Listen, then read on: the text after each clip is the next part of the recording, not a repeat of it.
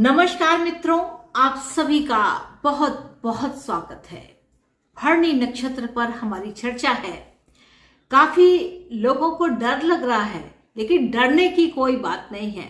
अगर आप सत्य के मार्ग में हैं तो आपको डरने की कतई आवश्यकता नहीं है, क्योंकि भगवान जो लेखा जोखा रखते हैं, जो भाव रखते हैं, वह शुद्धता की पहचान करके उसका सही ढंग से आकलन करके उसके अनुसार परिणाम देते हैं।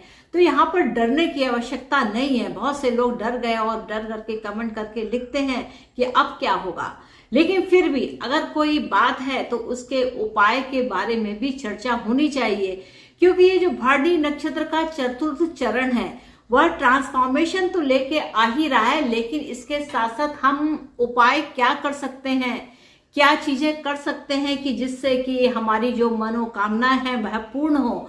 यह एक ट्रांसफॉर्मेशन तो निश्चित है, यानी कि जो चीजें चली आ रही है, जो व्यवस्था चली आ रही थी, उसका यहाँ पर ब्रेकअप है। तो यहाँ पर इस बात को समझना, तो यह जो कर्म विपाक संहिता है उसके अनुसार हम मेष राशि के भरणी नक्षत्र के चौथे चरण को लेकर के चलते हैं और उसमें देखते हैं कि इसमें शिव जी पार्वती जी को क्या उपाय बता रहे हैं। क्योंकि ये जो पूरा संवाद है, यानी कि कर्म विपाक संहिता जो है, वह शिव जी और पार्वती जी आपस में बात करते हुए हम आम लोगों के लिए उपाय बता रहे हैं कि कोई ऐसे काम करता है तो उसको इस प्रकार के फल प्राप्त होते हैं या ये फल मिलता है, और उसको किस प्रकार से उन फलों का वह प्रायश्चित कर सकता है, क्या करे, क्या मंत्र करे, क्या दान करे, क्या तप करे, इस बारे में यहाँ पर शिव जी पार्वती जी को बता रहे हैं। तो आइए चलते हैं, देखते हैं। यहाँ पर एक चीज और ध्यान देनी है कि अगर आपका नामाक्षर ली है, ली लू ले लो है, वैसे तो लो ही आता है इस चरण में, तो अगर नामाक्षर आपका लो से यहाँ पर आरंभ होता है तो ये भरणी चतुर्थ चरण को देता है, यानी कि नामाक्षर के अनुसार जब देखते हैं तो इस बात को भी ध्यान रखना कि, और डरने की सबसे बड़ी बात है कि डरने की कोई बात नहीं है। अगर आप सत्य के मार्ग में हैं तो कोई भी ताकत आपको हिला नहीं सकती और आपको डरने की कतई आवश्यकता नहीं। डरना किसे है? जो झूठे हो, जो बेईमान हो, जिन्होंने छल किया हो, जिन्होंने कपट किया हो, जो बुरा भाव रखते हो, उनको डरने की निश्चित तौर से आवश्यकता है। बाकी किसी को डरने की कोई आवश्यकता नहीं। जो सत्य के मार्ग में है उसे बिल्कुल भी डरने की आवश्यकता नहीं। तो आगे देखिए, बात करते हैं कि शिव जी पार्वती जी को क्या सुंदर सा उपाय बता रहे हैं। पहले तो वो स्टोरी बताते हैं कि देखिए क्या स्टोरी है और उसने कर्म क्या खराब किया, और फिर उस कर्म का उपाय क्या है उस पाप को पुण्य में बदलने के लिए, तो वह भी शिव जी यहाँ पर बताते हैं। तो आइए चलते हैं, देखते हैं शिव जी पार्वती जी से क्या कहते हैं।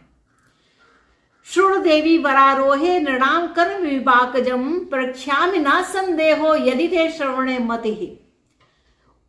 तो शिव जी कहते हैं कि हे देवी, मनुष्यों के लिए, मनुष्यों के कल्याण के लिए कर्म विपाक जो संहिता है उसमें पूर्वकृत जो कर्म किए हैं, पूर्व में जो कर्म कर लिए हैं, उनके फलों को मैं उपाय सहित कहता हूं, और ये तुम्हारी सुनने की बहुत इच्छा है, मैं आपको सुनाता हूं और इसे आप ध्यान से सुने। तो शिव जी कहते हैं, सबसे पहले उन्होंने बताया कि अयोध्यापुरी से 3 कोश की दूरी पर उत्तर दिशा में लोक शर्मा नाम का एक ब्राह्मण रहता था। तो देखिए, लो का नाम आया, शिव जी ने बताया कि लो अक्षर से नाम आता है, तो लोक शर्मा है अयोध्यापुरी से, अयोध्या से उत्तर की ओर 3 कोश की दूरी पर। अब उसकी जो पत्नी थी उसका नाम, वो शुभांगी स्त्री थी और उसका नाम लीला था। अब क्या है, वह शुभांगी जैसा अंदर सुंदर अंगों वाली, और लेकिन क्या था कि वह जो लीलावती, लीला नाम की जो उसकी स्त्री थी, वह क्या थी कि बहुत ही पथ भ्रष्ट थी। तो उसके प्रभाव से यहाँ पर क्या हुआ कि वह जो ब्राह्मण था वह पथ भ्रष्ट हो गया, यानी कि ब्राह्मण का जो कर्म है, सदाचार, सुंदर जीवन, भगवान की भक्ति और अच्छे आचरण को करना, वह सब उसका पथ भ्रष्ट हो चुका था। अब वह करता क्या था कि वह बाहर जाता था, शिकार करके मृग के बच्चों को लेकर के आता था, पक्षियों को मार करके खाता था, जैसे आजकल ये चिकन मुर्गा ये सब चल रहा है। तो ब्राह्मण होते हुए आप पर जीव को नहीं खाना चाहिए, क्योंकि इससे आपका ब्राह्मण तत्व जो है वह नष्ट हो जाएगा। तो ये विशेष बात ध्यान रखनी चाहिए कि जो ब्राह्मण हैं या जो ब्राह्मण का कर्म करना चाहते हैं उन या ब्राह्मण की तरह जीना चाहते हैं, तो उन्हें इस बात का ध्यान रखना चाहिए कि वह किसी भी प्रकार से किसी भी जीव या जंतु का मांस या उसका भक्षण ना करें। तो यहाँ पर यही है कि उन्होंने ये बताया कि जो लोक शर्मा नामक जो ब्राह्मण था वह दुराचारी हो गया था, वह विचारी भी हो गया था, साथ में वह मांस मदिरा इस तरीके से मार के पूरे परिवार के साथ बैठ करके खाया करता था।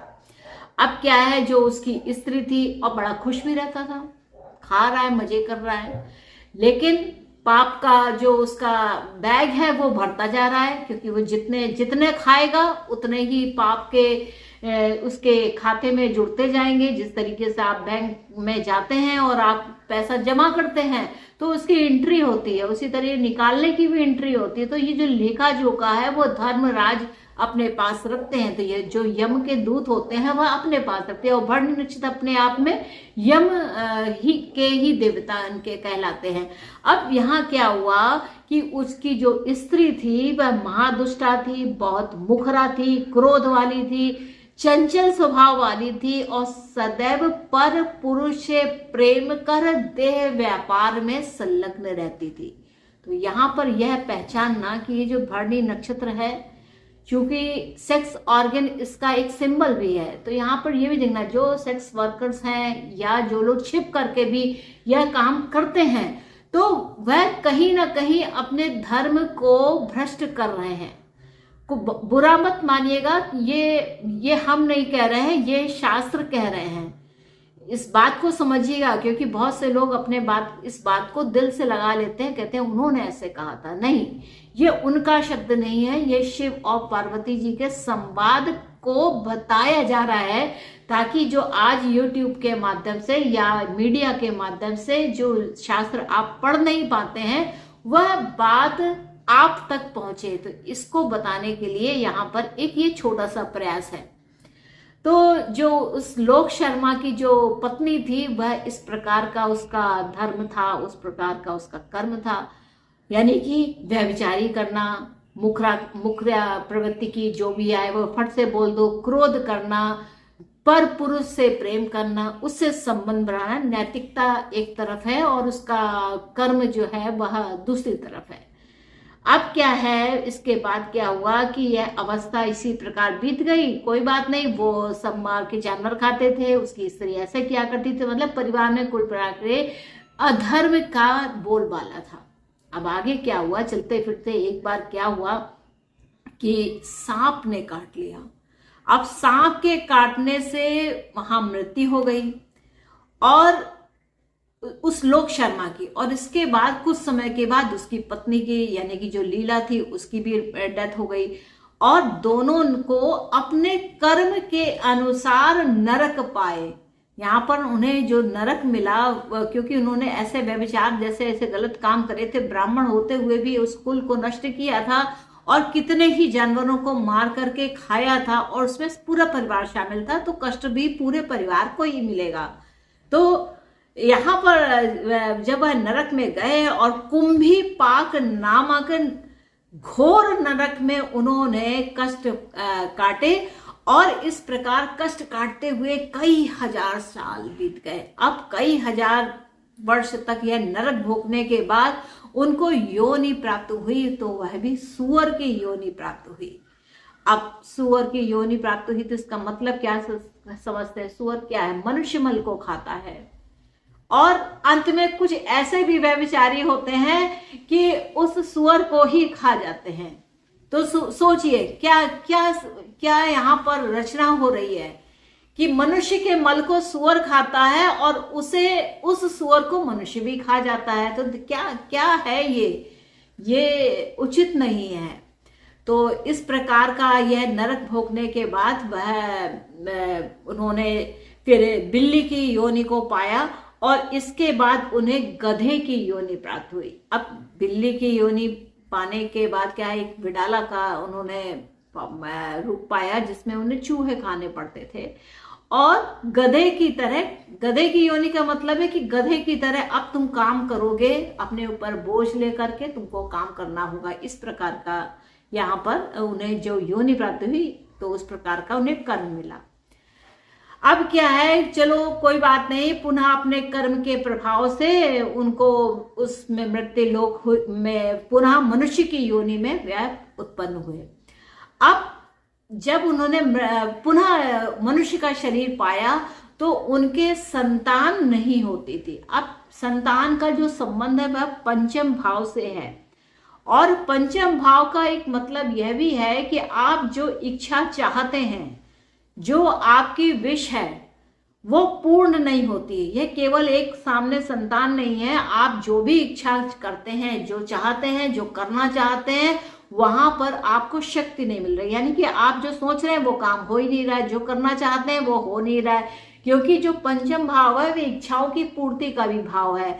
तो जब आपके अंदर वह विवेक शक्ति जागृत होती है तब आप उसका पंचम से 11 एकादश सप्तम देखते हैं, लाभ मुझे कहाँ मिलेगा। तो इस तरीके से जब देखते हैं तो आपको लाभ यहाँ पर मिलता है। तो यहाँ पर केवल संतान का ही कारण नहीं है, आपकी इच्छाएं भी अगर पूर्ण नहीं हो रही कि whatever you want to do you are not able to do, तो ये जो बुद्धि है वह आपकी जाती रहती है। आप विचार ही नहीं कर पाते हैं कि मुझको किस प्रकार से लाभ लेना चाहिए, और आपके कुछ चीजें होती भी थी तो वह नष्ट हो जाया करती थी। जो कर्म विपाक है वो ये कहते हैं कि संतान हो करके मर जाती है, यानी कि आप इच्छा करते थे लेकिन पूरी नहीं हुई और वो नष्ट हो गई। तो इस प्रकार का रहता था, और अनेक प्रकार के रोग रहते थे, व्याधियां रहती थी, और कुल मिला के शरीर में बहुत पीड़ा रहती थी। अब पूर्व जन्म में जो कर्म किए थे, उनका कर्म, जो पाप कर्म किए थे, उनका प्रभाव भी कई जन्मों तक रहता है। तो ये बात शिव जी पार्वती जी को बता रहे हैं। तो यहाँ पर क्या है कि जो भी पुण्य कर्म करो या पाप कर्म करो, अगले जन्म में वह, अगले जन्म में या आने वाले जन्मों में यह भोगना ही पड़ता है। अब शिव जी देखिए पार्वती जी से कहते हैं कि अब इसकी शांति के लिए मैं उपाय कहता हूं, आप इसे ध्यान से सुनिए। कहते हैं, ओम देवी सुत गोविंद वासुदेव जगतपते देहि मे तनयं कृष्णः त्वामहं शरणं गतः। तो यहाँ पर यह जो मंत्र है वह कहता है कि हे देव की पुत्र वासुदेव, हे संसार के स्वामी, जगत के पति, मुझे पुत्र दीजिए या मेरी इच्छाओं की पूर्ति कीजिए। मैं आपकी शरण में हूं, और यही जप के लिए संतान गोपाल का मंत्र है, कृष्ण का मंत्र है, गोपाल का मंत्र है कि हमारी इच्छाओं की पूर्ति कैसे हो। तो इस मंत्र को शिव जी स्वयं पार्वती जी को हम लोगों के लिए बता रहे हैं। अनंतर में 5 फल सोने के छोटे बड़े मृगों तथा पक्षियों को बनवाएं। आप सोने या चांदी में करें या आप उनकी रक्षा करें। सोने चांदी का तो आजकल बनवाना संभव नहीं है, लेकिन हाँ आप ये कर सकते हैं कि उनको आप आज ही से, अगर तुरंत तत्काल प्रभाव चाहिए तो आज ही से उनका भक्षण बंद करें, और भक्षण बंद करने के बाद आपको जहां तक हो सके उनकी रक्षा करें। उनके लिए आप दान पुण्य भी कर सकते हैं, उनके लिए भोजन उपलब्ध करा सकते हैं। इस प्रकार का आप काम करें। और उसके बाद उन्होंने शिव जी कहते हैं कि हे देवों में श्रेष्ठ जगन्नाथ, आप जगत सृष्टा यानी जगत को उत्पन्न करने वाले, सज्जनों की कामनाओं को पूर्ण करने वाले, शरणागतों को शरण देने वाले भक्त वत्सल हो। यानी कि कृष्ण की भक्ति कहीं ना कहीं बहुत सहायक होगी। कृष्ण की लीलाओं को देखें, उनको समझें, उनकी लीला का देखें और उनके भाव को समझें। कृष्ण एक बहुत 16 कलाओं से पूर्ण व्यक्तित्व जैसे हम सबने देखा है, आप उनके साहित्य को पढ़ें तो आप जान पाएंगे। साहित्य नहीं पढ़ सकते तो आप सिर्फ मंदिर जाना आरंभ कर दीजिए, आपको प्रभाव तुरंत मिले। इसके बाद शिव जी ने कहा कि उनसे, कृष्ण से या भगवान विष्णु से यह आराधना करें, उनसे आशीर्वाद लें कि मेरे से जो गलती हुई है उस पाप को मुझे क्षमा करें, मैं आपकी शरण में आया हूं। तो इस प्रकार करके 100 ब्राह्मणों का यहाँ पर पूजन करें। हे देवी, सोने के साथ घोड़ा आदि सवारी तथा पूजित उस प्रतिमा को भी वेदज्ञ ब्राह्मण को दान दे। तो ऐसा तो इसमें लिखा हुआ है, लेकिन व्यवहारिक रूप में आज आप क्या देखेंगे? आज आप देखेंगे कि हम ब्राह्मण के लिए क्या कर सकते हैं, यानी कि जिस के द्वारा हम यह पूजन पाठ करेंगे, दशांश हवन करेंगे, इस तरीके का काम करेंगे, तो हम उसका किस प्रकार से धन राशि से क्या सही है। जैसे घोड़ा गाड़ी का है तो हम कोई वाहन उनको उपलब्ध करा सकते हैं, हम साइकिल घोड़ा दे सकते हैं। नहीं कुछ है तो हम ओला उबर आज के समय में है तो हम उनके लिए आने जाने के लिए 1 या 2 दिन का ओला उबर की व्यवस्था कर सकते हैं, जिससे कि वह जो ब्राह्मण है वह उसमें जा करके पूजा पाठ के लिए जिस भी के यहाँ जाना है वहां जा करके वह जजमान के यहाँ जा करके अपना कार्य कर सके। तो यह आपके दान पुण्य के का तरीका है। तो और क्या है कि मार्ग में अगर आप कुआं, बाग, बावली आदि का भी निर्माण कराते हैं, जहां पर जैसे छोटे छोटे पार्क हैं तो उनका मेंटेनेंस में आप सहयोग करें। तो ऐसा करेंगे। पानी की व्यवस्था वहाँ कैसी है, वहाँ पर छायादार वृक्ष हैं या नहीं, वहाँ पर फलदार वृक्ष लगे हैं या नहीं, तो आप इन चीजों को देखें। तो ये बाग बगीचों के निर्माण की बात इसलिए है ताकि जो पशु पक्षी वहां रहते हैं या लोग यात्रीगण जो भी कोई जाते हैं तो वह उस वृक्ष का फल खा करके वहां से पानी पी करके अपने आप को संतुष्ट हो। तो देखिए जब मार्ग में चलते हैं तो इस तरीके की व्यवस्था होती है कि कभी पानी नहीं मिलता है, कभी भोजन नहीं मिलता है, या भोजन मिलता है तो अशुद्ध मिलता है। तो शुद्धता का जो ये बात कही जा रही है वह जब मिलती है तो जब राहगीर तृप्त होता है, संतुष्ट होता है, तो वह कहीं ना कहीं यहाँ पर आशीर्वाद देता है।